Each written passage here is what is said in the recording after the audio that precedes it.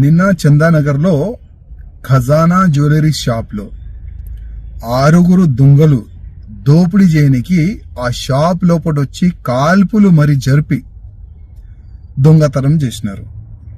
వాళ్ళు సంగారెడ్డి వైపు వెళ్ళినారు, అటువైపు వెళ్ళినారని ఇట్లాంటి వార్తలు కూడా మీడియాలో నడిచింది. కానీ ఇవాళని నేను మీడియాకి వాచ్ చేస్తే కొన్ని వార్తలు నడుస్తున్నాయి, ఆ 6 మందిని అరెస్ట్ చేసుకున్నారు అని. నేను మా ముఖ్యమంత్రి రేవంత్ రెడ్డి గారికి రిక్వెస్ట్ చేయాలనుకుంటున్నాను.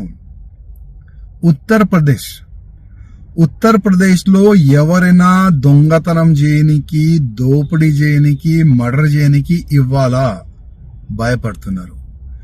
చాలా మంది దొంగలు జైలు లోపట వెళ్ళిన తర్వాత మా బెయిల్ కూడా వద్దు, మేము బయటికి కూడా రాము, మేము జైలు లోపటనే ఉంటాము. ఎందుకంటే ఏ దొంగతనం చేసేవాళ్ళు, ఏ మర్డర్ చేసేవాళ్ళు, ఎవరైనా మాఫియా బయటికి వస్తే ఎన్కౌంటర్ అవుతుంది. అంటే యోగి ఆదిత్యనాథ్ గారు ఆ విధంగా ఒక మంచి వాతావరణం ఉత్తరప్రదేశ్ లో తయారు చేసి పెట్టుకున్నారు. రేవంత్ రెడ్డి గారు, మీరు కూడా మన తెలంగాణ ప్రజలని కాపాడడానికి కొన్ని ఎన్కౌంటర్ మీరు కూడా చేపియాలి. ఇప్పుడు నిన్న ఆ ఖజానా జ్యువెలరీ షాప్ లో దొంగతనం చేయనికి వచ్చిన తర్వాత వాళ్ళు కాల్పులు కూడా జరిపినారు. కొంతమందికి బుల్లెట్ కూడా తాగింది. ఆ షాప్ లో పనిచేసే వాళ్ళకి, మేనేజర్ కి. ఒకవేళ చనిపోతే, ఇంకా జనాల పైన వాళ్ళు ఫైర్ చేస్తే ఏమయ్యేది?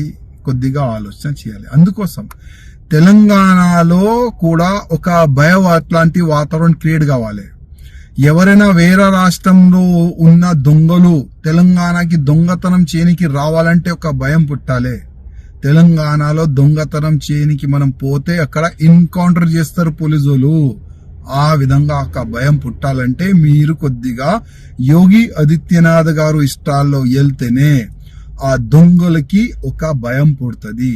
రేవంత్ రెడ్డి గారు కొద్దిగా ఆలోచన మీరు కూడా చేయండి దీనిపైన.